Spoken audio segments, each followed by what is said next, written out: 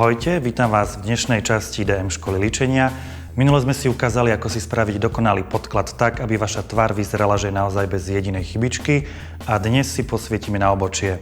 Ukážeme si, ako ho správne vytvarovať tak, aby vyzeralo prirodzene a malo naozaj ten dokonalý tvar. Ale skôr ako začneme, si ukážeme, čo na to budeme potrebovať. Ako prvé a najdôležitejšie určite budeme potrebovať pinzetu, s ktorou si odstránime tie prebytočné chlopky, ktoré nám tam budú v tom dokonalom tvare zavadzať. Ďalej budeme potrebovať ceruzku na obočie, ktorá musí byť naozaj veľmi ostrá, zastruhaná, a je lepšie, keď je viac tvrdšia ako mäkšia, pretože tie mäkké sa nám potom rozmazávajú a budeme mať takisto aj rozmazané celé obočie. Ďalej budeme potrebovať očné tiene, najlepšie hnedé alebo vo farbe vášho obočia.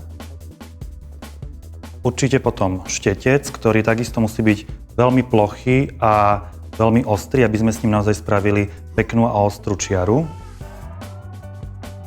Ďalej budeme potrebovať telovú ceruzku, ktorá naopak musí byť veľmi mäkká, aby sa s ňou dalo dobre pracovať, aby sa dala dobre rozmazávať. A ďalej budeme potrebovať korektor, takýto krémový, ktorý sa dá nanášať prstom alebo štecom. Tak pomôcky, ktoré k tomu potrebujeme, už poznáme a poďme si spraviť dokonalé obočie na Zdenke. Zdenka, čo ty a obočie, staráš sa oň sama alebo sa zveruješ do rúk odborníkom? Tak starám sa oň aj sama, ale radšej sa zverujem do rúk odborníkov, ktoré je moja mamka. Takže tam mi radí, čo s ním, a myslím si, že obočie je najdôležitejšou časťou na našej tvári, lebo vytvára náš výraz. A ako to obočie správne vykresliť, vytvarovať, vytrhať, aby naozaj pôsobilo prirodzene, to si dnes ukážeme, ale skôr ako začnem na tebe, tak si to najprv nakreslíme. Skôr ako si obočie nakreslíme na Zdenke, nakreslíme si to na tabulu. Tu si spravím jedno oko, nos a ústa. Veľmi dôležitý je tvar obočia, aby sme vedeli presne, kde nám má končiť a kde začínať. Je na to veľmi jednoduchá pomôcka. Priložíme si štetec ku koncu nosa a k vnútornému kútiku a tam, ako nám ide tá línia, tak tu by malo obočie začínať. Pokiaľ nám začína v tomto mieste, tak to vytrháme, a pokiaľ za tým bodom, tak to dokreslíme. Stred obočia opäť si priložíme štetec k koncu nosa a presne stredom cez zreničku v tomto mieste by mal byť lom obočia. Takisto koniec obočia je v tomto prípade opäť štetec ku koncu nosa, k vonkajšiemu kútiku, a tu by mal byť koniec. Takisto pokiaľ nám to končí tu, vytrhať, pokiaľ končí tu, dokresliť. Takže tu by malo byť obočie. A my si teraz ukážeme, ako to obočie budeme dokreslovať, zvýrazňovať. Veľmi dôležité je to, aby sme to dokreslovali naozaj ceruzkou, ktorá je veľmi ostrá, má naozaj dokonalý ten špic, nie je tupá. A my si spravíme najskôr túto spodnú časť obočia, že si vykreslíme linku a krátkými naozaj ťahmi my budeme dokreslovať pomedzi tie chlopky obočie. Čiže my ho nebudeme zvýrazňovať ako keby naozaj fixkou, ale budeme dokreslovať chýbajúce chlopky, že to obočie zhustíme a naozaj ten tvar bude plný. To je začiatok obočia a ten koniec dokreslujeme z vrchu, opäť si nakreslíme tenkú linku a budeme opäť dokreslovať chýbajúce chlopky.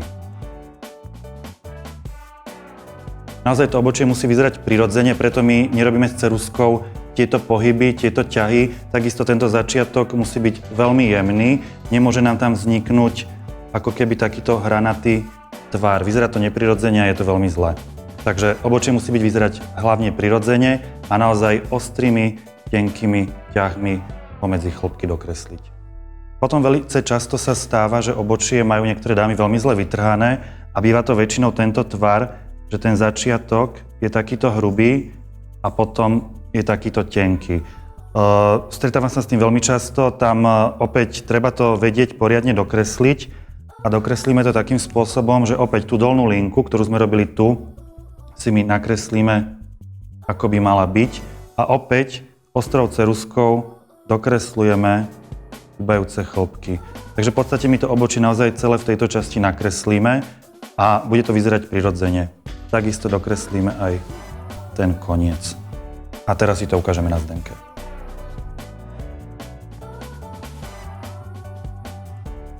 Ako si spraviť dokonalé obočie sme si najprv nakreslili na tabulu a teraz si to ukážeme v praxi. Najprv si skontrolujeme, či máme dokonalý tvar, teda aby sme si ten dokonalý tvar spravili, tak si priložíme štetec ku koncu nosa cez vnútorný kútik, ktorý smerujeme k obočiu. Tam, kde nám obočie presahuje štetec, to vytrháme, tam, kde nám to chýba, dokreslíme. Budeme to vytrhávať pinzetou, väčšinou tie prebytočné chlpky bývajú v tejto spodnej časti. Tu si my musíme prečistiť, vytrhať, aby nám tu vznikla pekná línia. Takisto niekedy z vrchu bývajú drobné chlpky, ktoré nám tam zavadzajú a ten tvar nerobia ideálny, tak to pretrháme aj z vrchu. Aby sme vedeli, kde máme mať lom obočia, opäť si priložíme štetec ku koncu nosu, vedieme cez stred oka a v tom mieste sa nám bude obočie lámať. A koniec obočia zistíme takisto, že si štetec priložíme ku koncu nosa, k vonkajšiemu kútiku. Tam, kde nám štetec prelína obočie, bude obočie končiť. To, čo presahuje, vytrháme, to, čo chýba, dokreslíme. Ideme k samotnému vykresleniu obočia. Veľmi dôležité je, aby naozaj sme mali ceruzku, ktorá je veľmi ostrá, čiže ten hrot naozaj nám bude pekne dokreslovať tie chýbajúce chlpky. Najprv si obočie prečešeme ho smerom hore.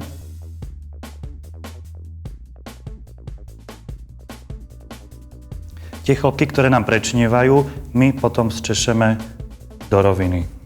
Začneme tým, že si najprv vykreslíme v tejto prednej časti dolnú líniu obočia. Tá naozaj musí byť rovná a ostrá a od nej potom smerom hore dokreslujeme pomedzi chlpky krátke čiarky. Tým vlastne to obočie my budeme opticky zhusťovať a zvýrazňovať.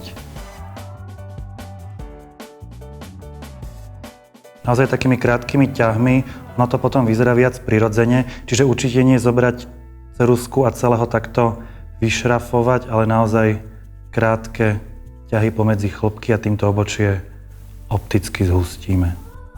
Tak vykreslíme prvé 2/3 obočia a poslednú 1/3 vykreslíme opačne, čiže najprv si spravíme linku smerom zhora a chýbajúce chlpky dokreslujeme v smere rastu obočia. Musíme dať pozor, aby nám obočie naozaj končilo úplne ostré, aby nebolo tupé, ale aby naozaj tá čiara bola veľmi špicatá, potom to vyzerá prirodzene. A keď máme obočie takto vykreslené, zoberieme si svetlú ceruzku, najlepšie, keď je takej krémovej farby alebo vo farbe slonovej kosti. Tu si nanesieme presne pod dolný okraj obočia. Tým nám aj ten tvar obočia bude vyzerať ešte viac presný a dokonalý. Čiže si to naozaj obkreslíme, to obočie smerom dole a pomocou korektoru si my tú nakreslenú linku roztieňujeme smerom dole. Tým vlastne získame, že ten spodný okraj bude naozaj ostrý, bude ohraničený a ten tvar v tej dolnej časti bude presne vykreslený. Kľudne ho môžeme takto zvýrazniť po celej dĺžke, čiže bielou ceruzkou pod obočie a korektorom ceruzku rozmažeme. Tento korektor nám potom bude slúžiť aj ako podklad pod očné tiene. Na záver, keď chceme, môžeme ešte obočie zafixovať hnedým očným tieňom. A to je opäť dobrý taký tenký, ostrý štetec a vlastne iba po tých chlpkoch v smere rastu my to obočie ešte zvýrazníme a zafixujeme. Tento začiatok obočia by mal byť veľmi mäkký a prirodzený, nemalo by to tvoriť taký ostrý hranatý štvorec, takže treba naozaj sa s tým vyhrať, aby to bolo jemné, aby to hlavne pôsobilo prirodzene. Takto už máme obočie dokonalo vykreslené a týmto istým spôsobom nakreslíme aj to druhé.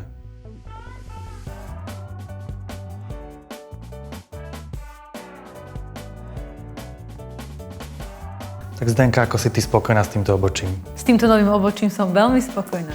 Myslíš, že mala by to takto zvládla? Určite. O tom nepochybujem. A ešte sa spýtam, líčiš sa aj cez deň, cez bežný deň? Líčim sa, ale väčšinou iba tak jemne. Tak také rýchle, jemné, bežné denné líčenie sa mi ukážeme v ďalšom videu a so Zdenkou sa už teraz na vás tešíme na budúce. Čaute.